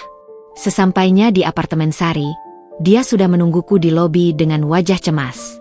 Begitu melihatku, dia langsung memelukku erat. Aku sudah mendengarkan rekaman itu, bisiknya. Aku tidak bisa mempercayainya. Dia, monster. Dia membantuku membawa tas ke apartemennya di lantai 15. Begitu pintu tertutup, aku akhirnya membiarkan air mataku tumpah. Semua keberanian yang kukumpulkan selama konfrontasi tadi seakan menguap, digantikan oleh kehancuran dan rasa sakit yang mendalam. Dia tidak hanya mengkhianatiku, Sari, Isakku. Dia menghancurkan setiap kenangan indah yang pernah kita miliki. Setiap kata sayang, setiap pelukan, semuanya ternyata palsu. Sari mendudukkanku di sofa dan menyajikan teh hangat. Kamu kuat, Amel. Lebih kuat dari yang kamu kira. Lihat bagaimana kamu menghadapinya tadi malam. Aku harus kuat. Kalau tidak, dia akan menghancurkanku sepenuhnya. Malam itu, sementara aku mencoba beristirahat, Sari sudah mulai bekerja. Dari kamar tidur, kudengar suaranya berbicara melalui telepon dengan berbagai pihak, pengacara, investigator, bahkan dengan kantor polisi. Pukul 6 pagi, aku terbangun oleh bau kopi. Sari sudah duduk di meja makan dengan laptop dan berbagai dokumen. Kita memiliki pekerjaan yang harus diselesaikan, katanya dengan suara tegas. Pertama, kita perlu mengamankan semua asetmu yang masih bisa diselamatkan. Dia menunjukkan daftar yang sudah dibuatnya. Aku sudah menghubungi bank untuk membekukan rekening-rekening atas namamu. Juga mengontak developer yang berminat membeli tanah warisanmu untuk memperingatkan mereka bahwa transaksi itu tidak sah. Apakah mereka akan percaya? Sari tersenyum kecil. Ketika aku menunjukkan sebagian bukti yang kita miliki, mereka langsung kooperatif. Tidak ada yang ingin terlibat dalam skandal seperti ini. Pukul 8 pagi, teleponku berdering. Dari layar terpampang nama, Mas Wawan. Aku menatap Sari dengan ragu. Angkat, katanya. Rekam percakapannya. Aku akan mendengarkan di sampingmu. Aku menarik napas dalam dan mengangkat telepon. Ya. Di mana kamu? Suara Wawan terdengar kasar, tanpa basa-basi. Di tempat yang aman. Kamu pikir kamu bisa mengalahkanku? Aku sudah menghubungi pengacaraku. Kamu tidak memiliki apa-apa tanpa aku. Sari membuat isyarat agar aku tetap tenang. Kita akan lihat tentang itu, kataku dengan tenang. Aku sarankan kau juga menghubungi pengacara yang baik, karena kau akan membutuhkannya. Dia tertawa sinis. Kamu dan Sari berpikir kalian bisa menang melawanku? Aku memiliki koneksi, uang, dan pengalaman. Uang yang kau maksud adalah uangku, balasku. Dan tentang koneksi, tunggu saja sampai mereka mendengar rekaman kita tadi malam. Rekaman yang didapat secara tidak sah tidak dapat digunakan di pengadilan, hardiknya. Siapa bilang? Sari mengambil alih telepon. Halo Wawan, ini Sari. Rekaman yang didapat di properti pribadi dengan salah satu pihak yang menyetujui perekaman sah di pengadilan. Dan Amel adalah salah satu pemilik rumah itu. Dia terdiam sejenak. Sari, jangan campuri urusan rumah tangga orang. Ini sudah bukan urusan rumah tangga lagi, Wawan. Ini penipuan, penggelapan, dan pemalsuan dokumen. Oh, dan jangan lupa, bigami. Kau tidak bisa membuktikan apapun. Kita lihat saja, kata Sari sebelum menutup telepon. Dia memandangku. Dia panik. Itu bagus untuk kita. Sepanjang hari, kami bekerja tanpa henti. Investigator yang dipekerjakan Sari datang dengan laporan awal yang membuatku semakin yakin dengan keputusanku. Wawan tidak hanya memiliki satu wanita simpanan, kata investigator itu, seorang pria parubaya bernama Pak Anton. Dia memiliki 3 wanita berbeda yang dia biayai dengan uang Anda. Dia menunjukkan foto-foto Wawan dengan berbagai wanita, di mall, di restoran mewah, bahkan di apartemen yang ternyata dibeli dengan uangku. Dan ini yang paling menarik, lanjut Pak Anton. Perusahaan yang dia banggakan selama ini sebenarnya sedang bangkrut. Dia hanya bertahan dengan menggelapkan dana dari investor dan tentu saja, dana Anda. Sore hari, kami mendapat kunjungan tak terduga. Ibu mertuaku datang dengan wajah penuh air mata. Amel, sayang, katanya sambil memelukku. Aku baru saja mendengarkan rekaman itu. Aku tidak bisa memaafkan perbuatannya. Ibu, kataku terkejut. Aku tidak menyangka ibu akan datang. Kamu adalah menantu yang selalu kubanggakan. Dan Wawan, dia telah mempermalukan keluarga kami. Dia duduk dan mengeluarkan sebuah map dari tasnya. Ini adalah dokumen-dokumen yang mungkin bisa membantumu. Catatan transaksi antara kami dan Wawan, juga beberapa bukti bahwa dia telah meminjam uang dari saudara-saudaranya dengan alasan palsu. Sambil memegang tanganku, dia berkata dengan suara bergetar, "Kami akan berdiri di pihakmu, Amel. Apa yang dilakukannya tidak bisa dimaafkan." Kunjungan ibu mertuaku memberikanku kekuatan baru. Setidaknya, tidak semua orang dalam keluarganya membenarkan perbuatan Wawan. Malam hari, ketika kami sedang menyusun strategi dengan pengacara, teleponku berdering lagi. Kali ini dari Diana, wanita simpanan Wawan yang juga adalah istrinya secara diam-diam. "Aku ingin bertemu denganmu," katanya dengan suara datar. "Untuk apa?"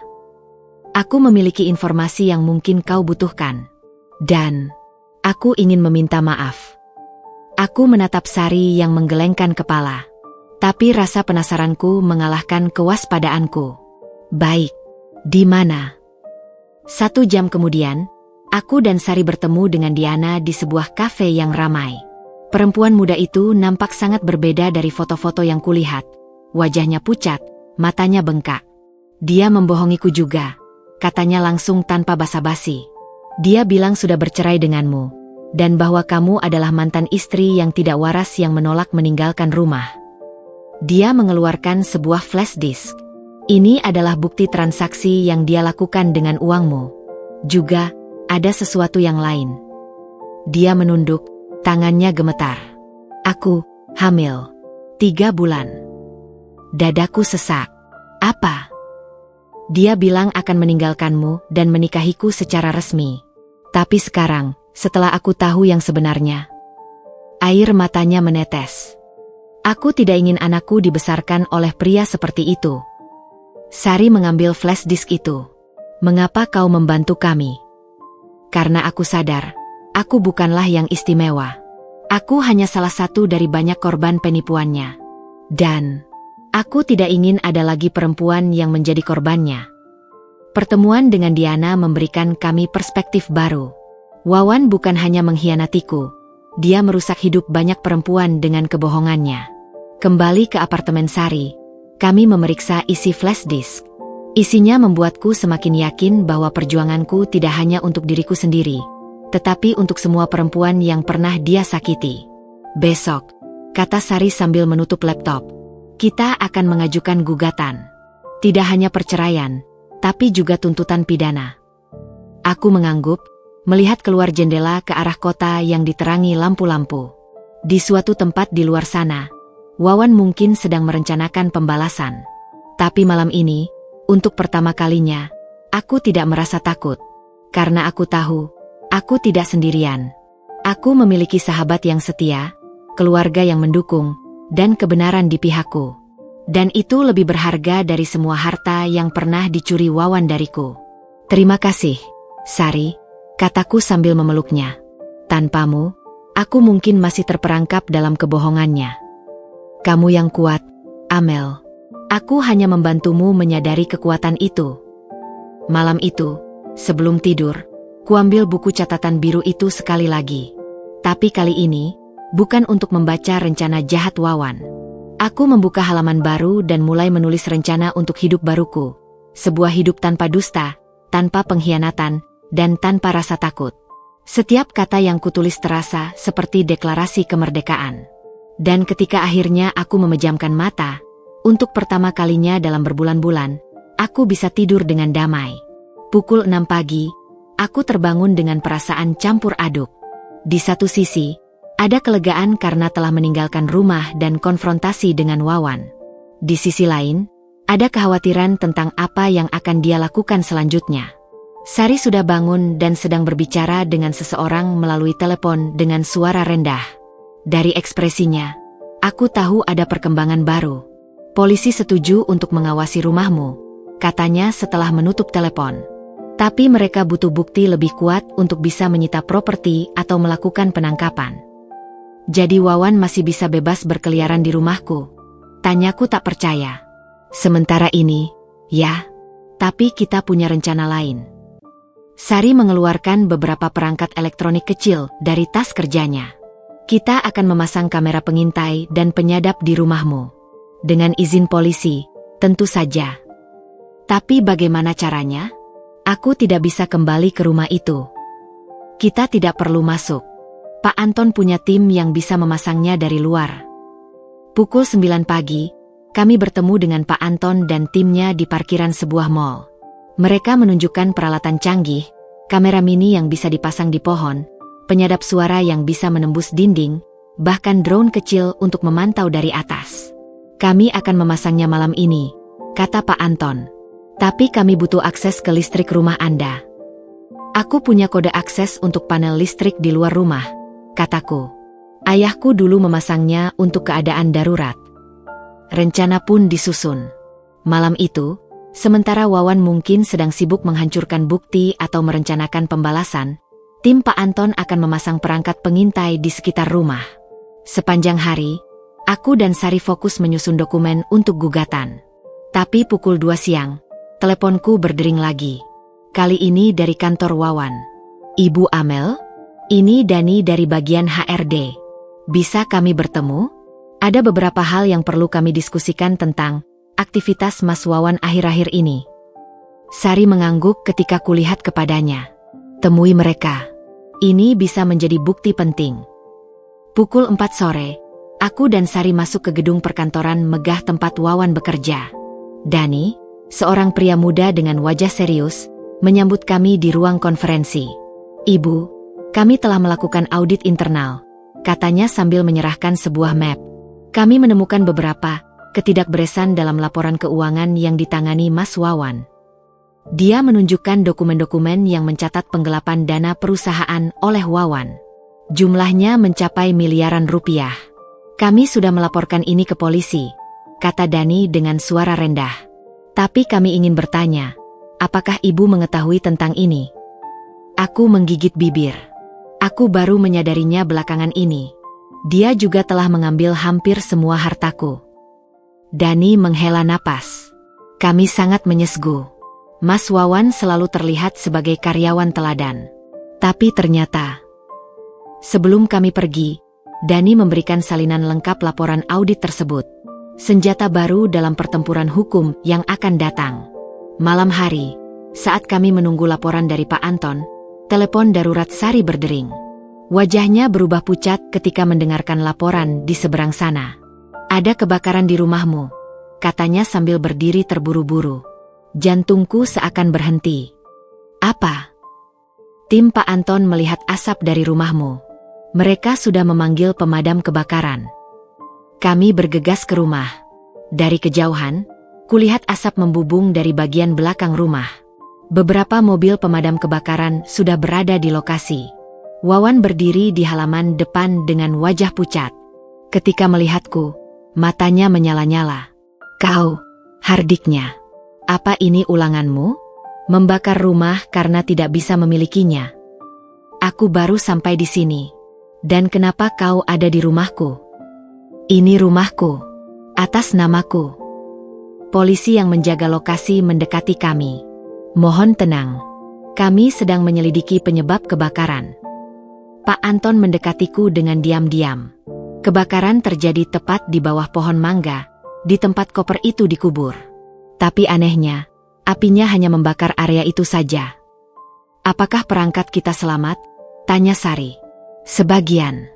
Tapi yang lebih penting, kita berhasil merekam percakapan Wawan dengan seseorang sebelum kebakaran terjadi. Pak Anton memutar rekaman dari ponselnya. Suara Wawan terdengar jelas. Bakar saja area itu. Pastikan koper dan isinya hancur. Tapi jangan sampai merambat ke rumah. Aku hampir tidak percaya dengan apa yang kudengar. Dia sengaja membakarnya. Tampaknya iya. Tapi dia tidak tahu bahwa koper dan isinya sudah tidak ada di sana. Polisi yang mendengarkan rekaman itu langsung mendekati Wawan. "Bapak, kami perlu memeriksa ponsel Bapak."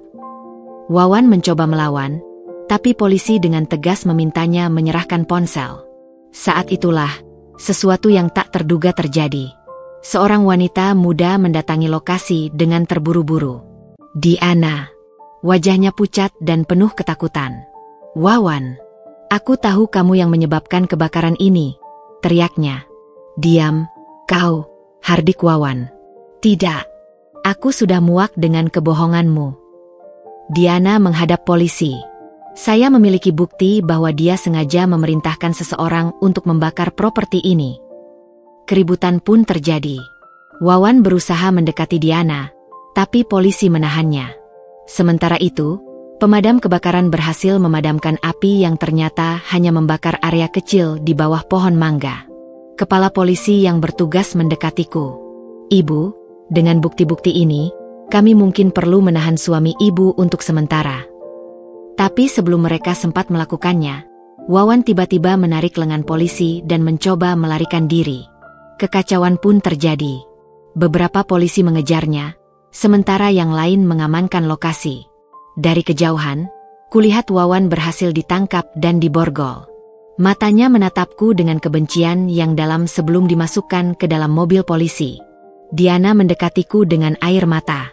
"Maafkan aku, Amel. Aku tidak tahu dia akan sejauh ini." "Kenapa kau membantu kami?" tanyaku.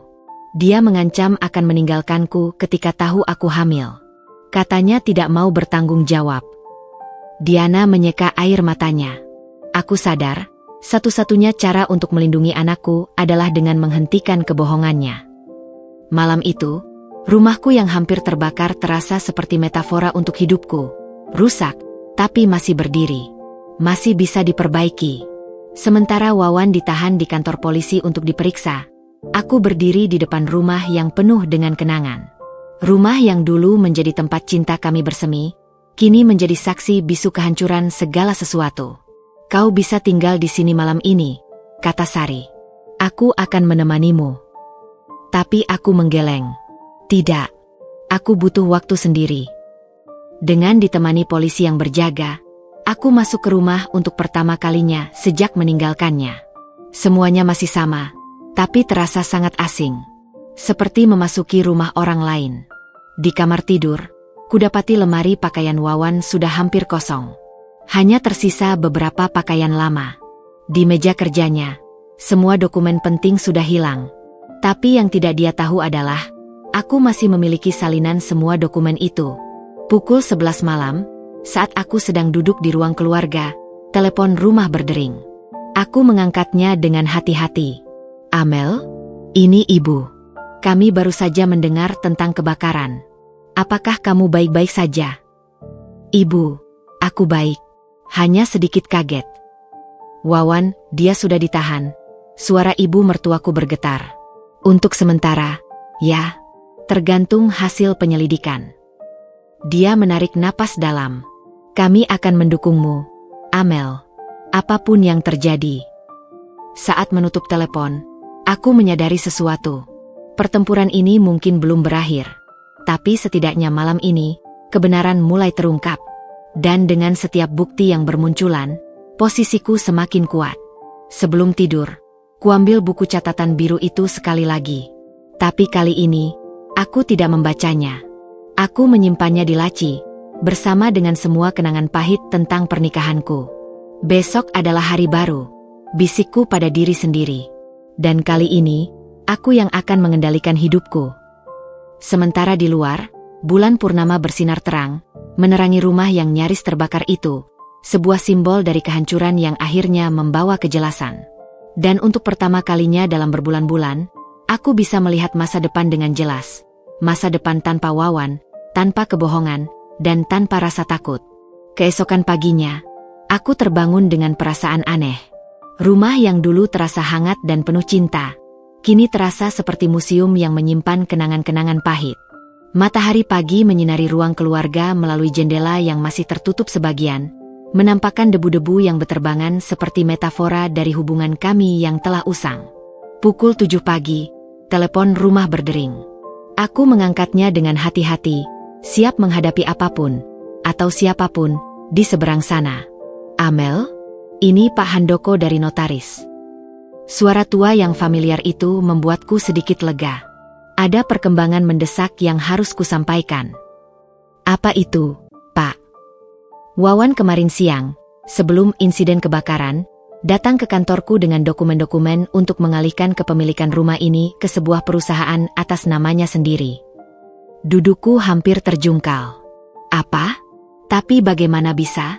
Ini rumah atas namaku. Dia membawa surat kuasa yang ditandatangani olehmu. Suara Pak Handoko terdengar ragu. Tapi setelah memeriksanya lebih teliti, ada yang aneh dengan tanda tangannya. Jantungku berdebar kencang. Aku tidak pernah menandatangani surat kuasa semacam itu. Itulah yang kucurigai. Tapi yang lebih mengkhawatirkan, dia juga membawa dokumen yang mengalihkan kepemilikan tanah warisan orang tuamu di kampung. Air mataku menetes. Tidak, itu satu-satunya yang tersisa dari orang tuaku. Aku berhasil menunda prosesnya dengan alasan harus memverifikasi keaslian dokumen. Tapi dia mengancam akan melaporkan aku ke asosiasi notaris jika tidak menyelesaikannya hari ini. Segera kuhubungi Sari. Dalam waktu 30 menit, dia sudah sampai di rumahku dengan wajah penuh amarah. Dia tidak kapok-kapoknya, hardik Sari sambil melempar tasnya ke sofa. Bahkan setelah ditahan polisi, dia masih berusaha mencuri hartamu. Kita harus menghentikannya. Sari, tanah warisan itu adalah peninggalan terakhir ayah ibuku. Sari segera menelepon pengacaranya. Kita perlu mendapatkan surat pernyataan darimu yang menyatakan bahwa kamu tidak pernah memberikan kuasa pada Wawan untuk mengalihkan aset-asetmu.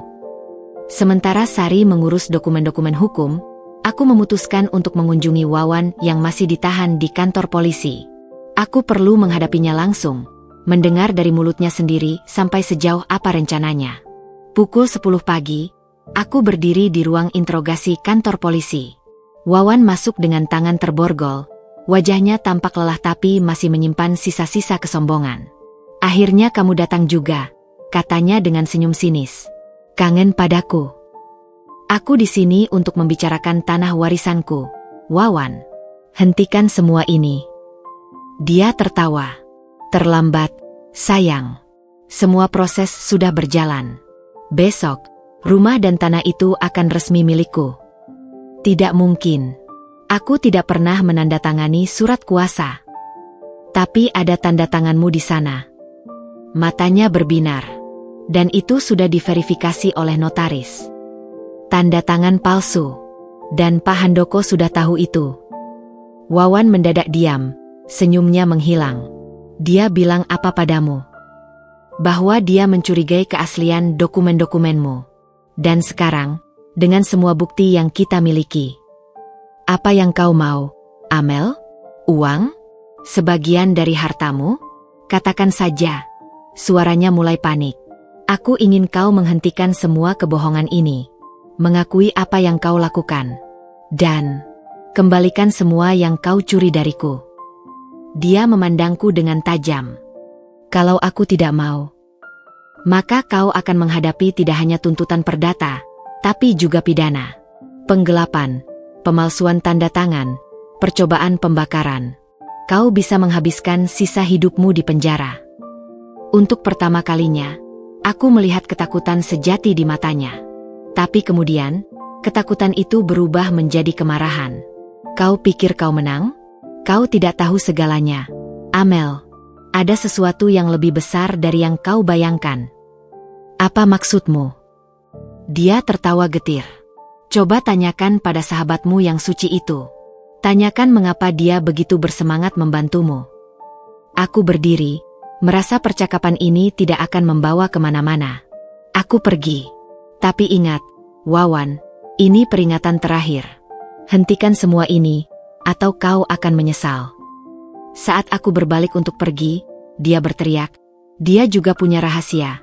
Amel, Sari tidak sebersih yang kau kira.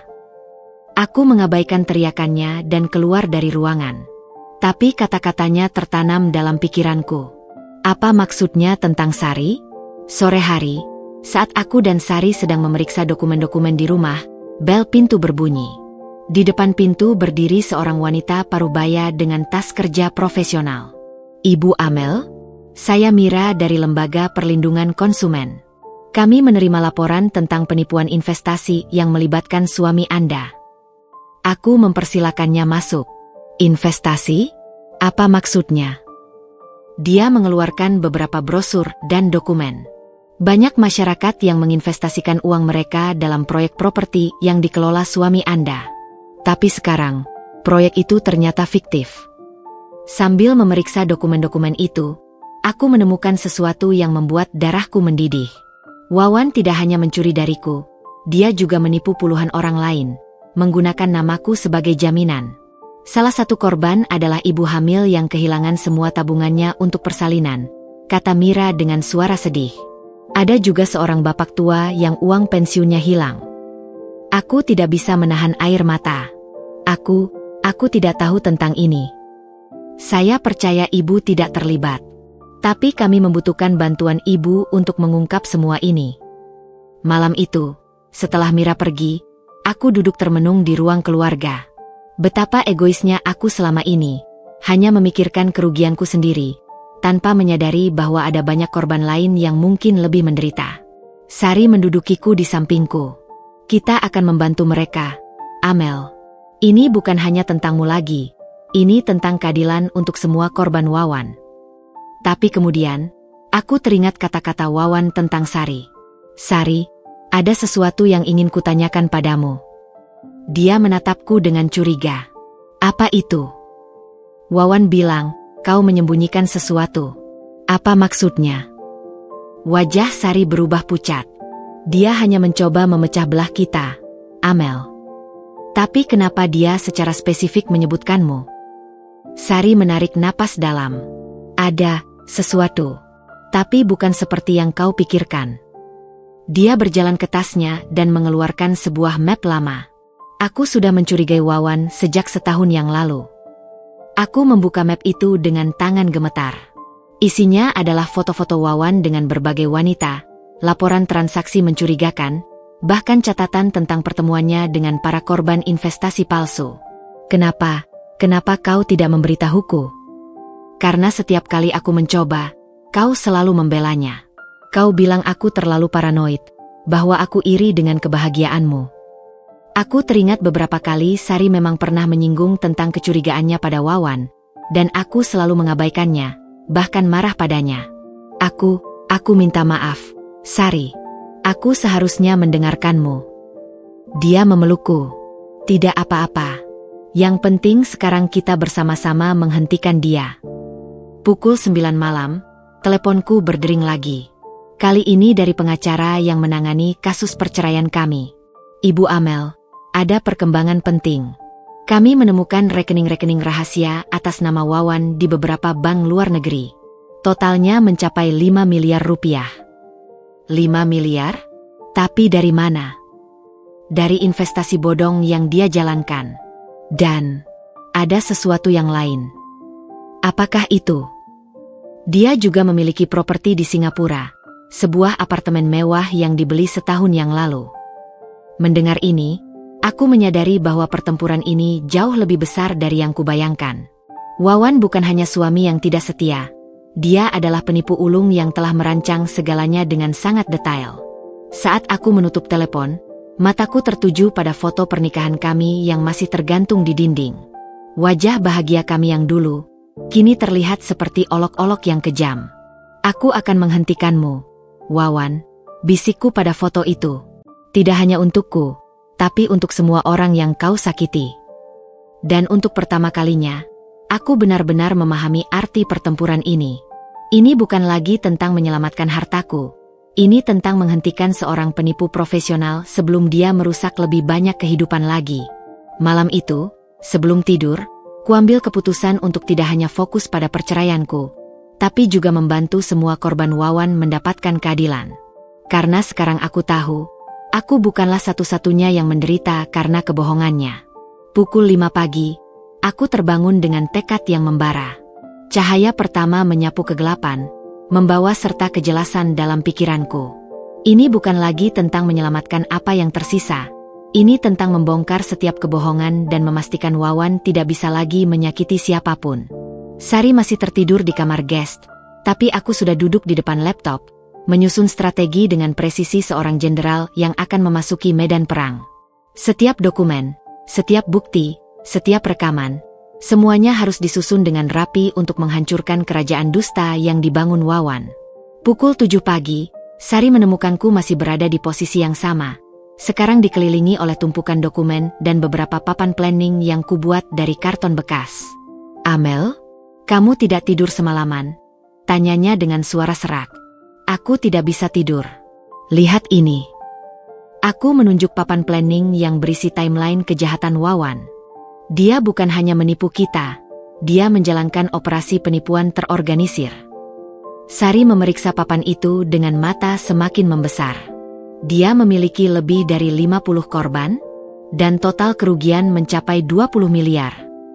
Dan itu hanya yang berhasil kita lacak sejauh ini. Aku menunjuk bagian lain dari papan. Dia menggunakan 3 identitas berbeda, 5 perusahaan fiktif, dan jaringan yang tersebar di 3 negara. Sari duduk di sampingku, wajahnya pucat. "Kita harus melaporkan ini ke pihak berwajib. Ini sudah melebihi kapasitas kita." "Tidak," kataku dengan tegas. "Kita akan menghancurkannya dengan caranya sendiri. Kita akan menggunakan senjatanya melawannya." Rencana pun disusun. Pertama, kita akan mengumpulkan semua korban dan membuat class action lawsuit. Kedua, kita akan membocorkan informasi ke media, tapi dengan cara yang terencana. Ketiga, dan yang paling penting, kita akan menjebaknya dengan tawarannya sendiri. Pukul 9 pagi, kami mengadakan pertemuan rahasia di kafe kecil dengan perwakilan dari korban-korban Wawan. Ibu Siska, seorang janda yang kehilangan tabungan seumur hidupnya. Bapak Budi, pensiunan yang uang pensiunnya lenyap. Dan beberapa korban lainnya, masing-masing dengan cerita pilu yang membuat hatiku hancur. "Saya tidak percaya dia bisa melakukan ini," kata Ibu Siska dengan air mata. "Dia seperti anak sendiri pada saya." Bapak Budi mengangguk. Dia bahkan membantu mengurus dokumen-dokumen saya. Sekarang saya tahu kenapa. Dia ingin menguasai semuanya. Saat itulah sebuah ide muncul. "Dia masih berusaha mengalihkan aset-aset saya," kataku pada mereka. "Bagaimana jika kita memberinya cukup tali untuk menggantung dirinya sendiri?" Sari memandangku dengan penuh perhatian. "Apa maksudmu?" "Kita pura-pura menyerah. Beri dia apa yang dia inginkan, tapi dengan jebakan kita sendiri." Rencana detail pun disusun. Aku akan berpura-pura setuju untuk menandatangani pengalihan aset, tapi dengan syarat, dia harus bertemu dengan semua investor untuk memberikan penjelasan terakhir. Dalam pertemuan itulah, kita akan menjebaknya. Sore hari, dengan hati berdebar, aku menelepon Wawan yang masih ditahan tapi sudah dibebaskan dengan tahanan kota. "Aku menyerah," kataku, berusaha membuat suara terdengar lelah dan putus asa. "Aku akan menandatangani dokumen-dokumen itu." Dia terdiam sejenak, lalu tertawa kecil. "Akhirnya kamu sadar juga. Kapan kamu bisa menandatanganinya?" "Besok. Tapi ada syaratnya." "Syarat apa?" Suaranya mendadak waspada. "Kamu harus bertemu denganku dan beberapa investormu yang lain. Mereka ingin penjelasan tentang status investasi mereka." Dia terkekeh. "Berusaha menjebakku, Amel?" "Tidak. Mereka mengancam akan melukai keluargaku jika tidak mendapatkan uang mereka kembali. Aku takut." Kebohongan itu keluar dengan mudah, dan tampaknya dia mempercayainya. "Baiklah. Tapi pertemuan harus di tempat netral. Dan hanya boleh ada 5 orang termasuk kamu." "Setuju. Restoran di Hotel Bintang, jam 2 siang besok." Begitu telepon ditutup, Sari dan segera mengontak semua korban. Kita butuh aktor-aktor terbaik untuk peran ini. Malam itu, saat kami sedang mempersiapkan segala detail untuk pertemuan besok, teleponku berdering. Nomor yang tidak kukenal. Ibu Amel? Ini komisaris polisi kota. Kami ingin bertemu dengan ibu besok pagi. Ada perkembangan penting dalam penyelidikan kami. Pukul 8 pagi besoknya, aku dan Sari sudah berada di kantor polisi. Komisaris Santoso, seorang pria berwibawa dengan seragam necis, menyambut kami dengan wajah serius. Ibu, kami telah melacak aktivitas suami ibu selama beberapa bulan terakhir. Dia menunjuk ke sebuah peta digital di dinding. Dia tidak hanya melakukan penipuan investasi. Kami yakin dia terlibat dalam pencucian uang untuk jaringan yang lebih besar. Sari dan aku saling memandang. Jaringan yang lebih besar. Kami tidak bisa memberikan detail lebih jauh. Tapi yang bisa kami katakan, ibu mungkin dalam bahaya. Dadaku berdebar kencang. Apa maksudnya? Beberapa rekan Wawan dalam jaringan ini adalah orang-orang berbahaya. Mereka tidak akan senang jika operasi mereka terancam. Sari memegang tanganku. Apa yang harus kami lakukan? Kami akan menempatkan ibu dalam perlindungan. Dan kami ingin ibu membantu kami menjebak mereka. Komisaris Santoso menjelaskan rencana mereka. Aku akan menjadi umpan untuk menjebak tidak hanya Wawan, tapi juga seluruh jaringannya. Pertemuan siang ini akan diawasi ketat oleh polisi. Tapi, ada risiko besar, kata komisaris. Jika mereka mencurigai sesuatu, aku akan melakukannya, kataku tanpa ragu. Ini bukan lagi tentang diriku sendiri. Ini tentang menghentikan kejahatan yang lebih besar. Sari memprotes, tapi tekadku sudah bulat. Ini adalah kesempatan untuk tidak hanya membalaskan dendam pribadi, tapi juga membersihkan masyarakat dari penjahat seperti Wawan dan kawan-kawannya. Siang hari, saat aku bersiap untuk pergi ke pertemuan, Sari memberiku sebuah kalung dengan liontin cantik. Ini adalah alat perekam dan pelacak, bisiknya. Polisi akan memantau setiap gerakanmu. Restoran hotel mewah itu sepi ketika aku masuk. Wawan sudah duduk di meja paling belakang, ditemani oleh dua pria yang tidak kukenal. Keduanya bertampang sangar dan waspada. Amel, sambut Wawan dengan senyum tipis. Kamu datang sendiri. Seperti janjiku. Aku duduk di hadapannya, berusaha menjaga napas tetap teratur. Di mana investor lainnya? Mereka tidak bisa datang. Tapi tidak masalah, kita bisa menyelesaikan urusan kita berdua. Dia mengeluarkan setumpuk dokumen. Tanda tangani ini, dan semua masalahmu selesai. Aku memeriksa dokumen-dokumen itu. Surat pengalihan rumah, tanah, dan semua asetku yang tersisa. Semuanya sudah dipersiapkan dengan rapi. Dan janjimu untuk melindungi keluargaku dari ancaman investor-investor itu? Tanyaku, mengingatkan pada alasan palsu yang kugunakan. Dia tertawa. Itu bohong, Amel. Tidak ada yang mengancam keluargamu. Aku yang mengatur semuanya. Salah satu pria yang mendampinginya tersenyum sinis. Kami yang mengirim pesan-pesan ancaman itu. Cukup meyakinkan, bukan? Aku berpura-pura terkejut. Kau mengaturnya semua. Tentu saja.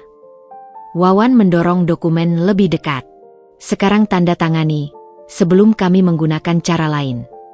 Saat itulah, dari sudut mataku, kulihat sinyal lampu berkedip dari luar. Tanda bahwa polisi sudah siap bergerak. Ada satu hal yang ingin kutanyakan sebelum aku menandatangani, Wawan. Dia mendesah. Apa lagi? Apakah pernah ada cinta di hatimu untukku? Atau semuanya hanya sandiwara dari awal? Wajahnya berubah dingin. Cinta? Cinta tidak memberimu makan, Amel. Uang yang melakukannya.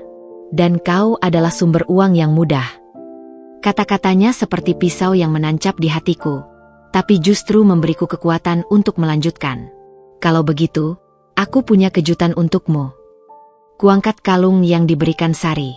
Polisi sudah mendengarkan setiap kata-katamu. Dan mereka punya cukup bukti untuk menahanmu, dan teman-temanmu di sini. Wajah Wawan berubah pucat. Dua pria yang mendampinginya langsung berdiri. Tangan mereka meraih sesuatu di balik jaket. Tapi sebelum mereka sempat bereaksi, Pintu restoran terbuka dan puluhan polisi berseragam dan berpakaian preman masuk dengan senjata terhunus. "Jangan bergerak," teriak Komisaris Santoso. "Kalian semua ditahan." Kekacauan terjadi. Dua pria itu mencoba melarikan diri, tapi dengan cepat dilumpuhkan oleh polisi. Wawan berdiri terpaku, matanya menatapku dengan kebencian yang mendalam.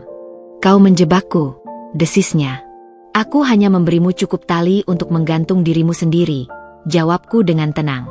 "Seperti yang pernah kau lakukan padaku." Saat dia diborgol dan dibawa pergi, aku berdiri di tempat, memperhatikan kerusakan yang telah ditimbulkannya. Tapi kali ini, ada perasaan damai yang menyelimutiku. Komisaris Santoso mendekatiku. "Ibu berani sekali. Tapi ibu harus tahu, ini baru awal. Jaringan ini lebih besar dari yang kita kira." "Aku siap menghadapi apapun," kataku. "Karena sekarang aku tahu, kebenaran selalu menang." Di luar, matahari bersinar terang, menyinari jalan yang baru saja kubuka. Jalan menuju keadilan tidak hanya untuk diriku, tapi untuk semua korban Wawan. Dan untuk pertama kalinya, aku merasa benar-benar bebas. Bebas dari ketakutan, bebas dari kebohongan, dan bebas untuk memulai hidup baru. Tapi seperti yang dikatakan komisaris, ini baru awal. Pertempuran mungkin sudah dimenangkan, tapi perang masih berlanjut. Dan aku siap untuk itu. 3 hari telah berlalu sejak penangkapan Wawan. Rumahku yang dulu sunyi kini ramai oleh aktivitas polisi yang masih melakukan penyelidikan. Bukti-bukti baru terus bermunculan, masing-masing lebih mengejutkan dari sebelumnya. Pukul 8 pagi, Komisaris Santoso datang dengan wajah serius. "Ibu Amel, kami menemukan sesuatu yang mengkhawatirkan." Dia mengeluarkan sebuah tablet dan memutar rekaman dari sel tahanan. Wawan sedang berbicara dengan pengacaranya, tapi percakapan mereka bukan tentang pembelaan, tapi tentang rencana balas dendam. "Dia harus membayar untuk ini," suara Wawan terdengar jelas. "Siapkan tim. Aku ingin dia menderita seperti dia membuatku menderita." Aku menggigit bibir. "Apakah ini ancaman?" "Lebih dari ancaman," kata komisaris. "Kami menyadap percakapan yang lain. Dia menyewa seseorang untuk menangkapmu." Sari yang berdiri di sampingku memegang pundakku erat. "Kita harus memindahkan Amel ke tempat yang lebih aman." "Tidak," kataku dengan tegas. "Aku tidak akan lari. Jika dia ingin menangkapku, biarkan dia mencoba. Kita yang akan menjebaknya." Komisaris memandangku dengan khawatir. "Ibu tidak memahami bahayanya. Orang-orang yang dia sewa adalah profesional. Justru karena itulah kita harus bertindak." Aku berdiri dan mulai berjalan mondar-mandir. "Kita atur saja jebakan. Biarkan mereka pikir mereka berhasil menangkapku, tapi sebenarnya kitalah yang memegang kendali." Rencana pun disusun dengan detail militer. Aku akan pura-pura pergi ke villa orang tuaku di puncak, sebuah lokasi yang mudah diawasi dan dikendalikan. Polisi akan mengawasi setiap langkah, siap bergerak jika ada yang mencurigakan. Sore hari, saat aku sedang mempersiapkan barang-barang untuk perjalanan, teleponku berdering. Nomor yang tidak dikenal. "Ibu Amel? Kami dari kepolisian. Kami perlu ibu datang ke kantor untuk identifikasi beberapa barang bukti." Tapi sesuatu terasa aneh. "Bisa saya tahu siapa yang menelepon?" "Bribtu Andi dari bagian penyidikan. Kami butuh ibu datang sekarang juga." Aku segera menghubungi Komisaris Santoso. "Apakah Anda mengirim seseorang untuk menjemputku?" "Tidak. Jangan pergi kemana-mana." Ternyata, itu adalah bagian dari rencana penculikan. Polisi berhasil melacak panggilan itu dan menangkap 2 orang yang berusaha menjebakku. Malam itu, di bawah perlindungan ketat, aku akhirnya berangkat ke puncak. Mobilku diikuti oleh 3 mobil polisi yang tidak mencolok, masing-masing berisi tim khusus yang siap bertindak. Villa orang tuaku yang biasanya terasa damai, kini dipenuhi oleh peralatan pengawasan canggih. Setiap sudut dipasangi kamera, setiap jendela memiliki sensor, dan tim sniper ditempatkan di posisi strategis. "Kami akan mengawasi ibu 24 jam, kata Komisaris Santoso sebelum pergi. "Jangan khawatir, kami tidak akan membiarkan apapun terjadi pada ibu." Tapi malam itu, Justru ketenangan yang membuatku gelisah. Duduk di ruang keluarga villa yang penuh kenangan masa kecil, aku merenungkan betapa hidupku telah berubah hanya dalam hitungan minggu. Pukul 11 malam, telepon rumah di villa berdering. Aku mengangkatnya dengan hati-hati. "Selamat malam, Ibu. Ini security kompleks. Ada paket untuk Ibu." "Paket? Saya tidak memesan apapun.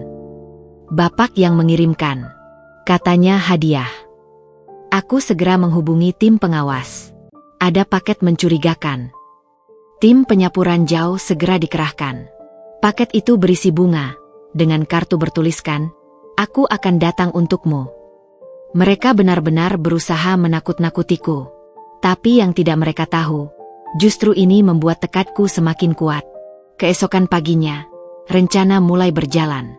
Aku pura-pura pergi berjalan-jalan sendirian di sekitar kompleks villa, sebuah umpan yang terlalu menggoda untuk dilewatkan. Dan benar saja, tak lama setelah aku mulai berjalan, sebuah mobil hitam tanpa plat nomor mulai mengikutiku dari kejauhan. "Dia di sana," bisikku pada mikrofon tersembunyi di kalungku. "Mobil hitam, 200 meter di belakang." "Kami melihatnya," jawab suara komisaris di telingaku. "Jangan khawatir, kami mengawasi." Saat aku berbelok ke jalur yang lebih sepi, mobil itu mempercepat laju dan berhenti tepat di depanku. Dua pria bertopeng melompat keluar. "Jangan berteriak, Ibu. Ikuti saja kami dengan baik," kata salah satu pria itu sambil mengacungkan pistol. Aku pura-pura ketakutan. "Tolong, jangan sakiti aku." Mereka menyekapku dan mendorongku ke dalam mobil. Tapi yang tidak mereka tahu, setiap gerakan mereka direkam, dan tim polisi mengikuti dari belakang dengan hati-hati. Di dalam mobil, salah satu penculik menelepon seseorang. "Kami dapat dia. Bawa ke lokasi kedua seperti rencana." Lokasi kedua? Rupanya mereka lebih pintar dari yang kita kira. Mobil berhenti di sebuah gudang tua. Aku dibawa masuk dan diikat ke sebuah kursi. Tapi sebelum mereka sempat melakukan apapun, suara sirine polisi terdengar dari luar. Polisi keluar dengan tangan di atas kepala. Kekacauan terjadi. Para penculik berusaha melarikan diri melalui pintu belakang, tapi di sana sudah menunggu tim khusus polisi. Saat salah satu penculik berusaha mengancamku dengan pisau, suara tembakan terdengar. Pisau itu terjatuh, dan penculik itu menjerit kesakitan. Komisaris Santoso masuk dengan wajah lega. "Ibu baik-baik saja?" Aku mengangguk, melepaskan diri dari ikatan yang sengaja kubuat longgar.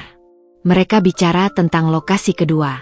Sepertinya ini bukan satu-satunya rencana. Interogasi terhadap para penculik mengungkapkan rencana yang lebih besar.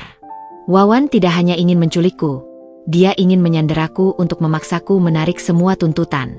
"Dan ada satu hal lagi," kata salah satu penculik selama interogasi. Dia bilang, "Jika rencana ini gagal, dia punya rencana cadangan, sesuatu yang melibatkan sahabatmu, Sari." Aku segera meneleponnya, tapi tidak ada jawaban. Komisaris segera mengirim tim ke apartemen Sari.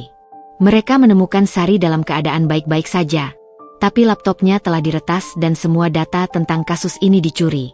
"Mereka tahu semua rencana kita," kata Sari dengan suara gemetar ketika kami bertemu kembali di villa.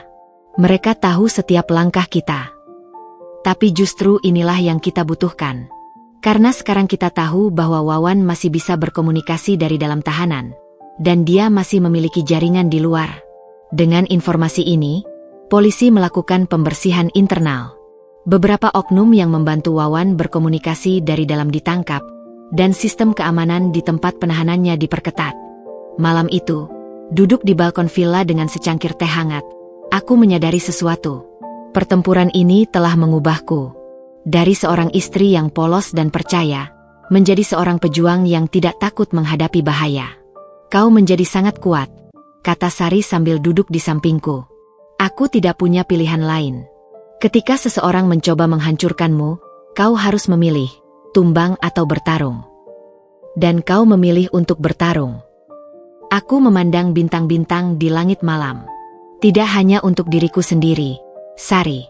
Untuk semua orang yang tidak memiliki keberanian atau kekuatan untuk melawan. Keesokan harinya, perkembangan baru datang.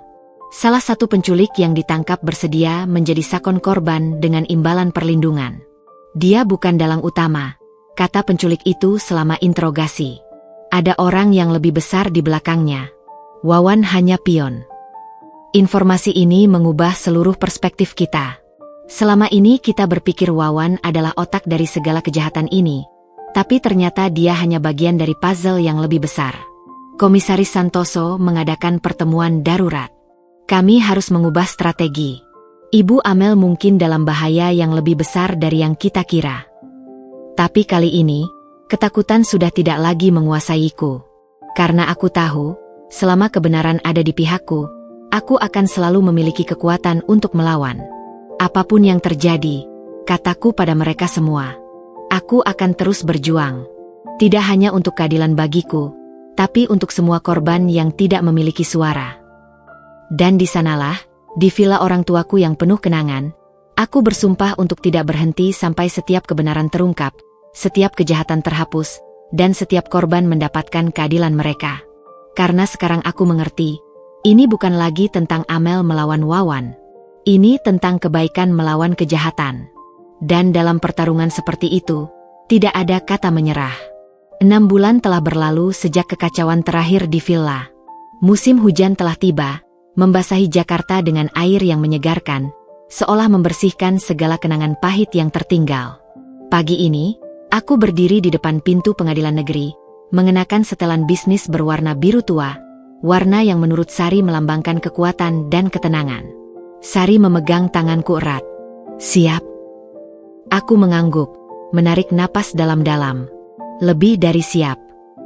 Hari ini adalah hari vonis. Setelah proses hukum yang panjang dan melelahkan, akhirnya tiba saat pembacaan putusan untuk Wawan dan seluruh jaringannya. Ruangan pengadilan penuh sesak. Di sana duduk Ibu Siska, Bapak Budi, dan puluhan korban lainnya yang wajah-wajahnya kini kukenal dengan baik. Di barisan depan, orang tua Wawan duduk dengan wajah muram. Mereka memilih untuk hadir, bukan untuk membela anak mereka, tapi untuk menunjukkan dukungan padaku. Ketika Wawan dibawa masuk dengan tangan terborgol, mataku bertemu dengan matanya untuk pertama kali sejak penangkapan terakhir. Ada kehampaan di sana. Seorang pria yang dulu begitu perkasa, kini hancur oleh keserakahan sendiri. Hakim akan segera masuk, bisik pengacaraku, Pak Hendra. Proses pembacaan vonis berlangsung dengan hikmat. Hakim membacakan satu persatu dakwaan. Penipuan investasi, penggelapan dana, pemalsuan dokumen, pencucian uang, dan yang terbaru, konspirasi untuk melakukan penculikan. Setiap korban yang hadir menggenggam tangan satu sama lain. Kami telah menjadi keluarga, keluarga yang disatukan oleh penderitaan yang sama, dan sekarang oleh harapan yang sama. Dengan ini memutuskan, terdakwa Wawan Saputra divonis hukuman penjara selama 25 tahun. Sorak-sorai pecah di ruangan pengadilan, tapi segera ditegur oleh petugas. Mataku berkaca-kaca, bukan karena kebahagiaan atas hukuman yang diterimanya, tapi karena rasa lega bahwa akhirnya keadilan ditegakkan. Ketika Wawan dibawa keluar, dia berhenti sebentar di depanku. Aku harap kau bahagia dengan ini. Aku memandangnya dengan tenang. Ini bukan tentang kebahagiaanku, Wawan. Ini tentang keadilan untuk semua orang yang kau sakiti.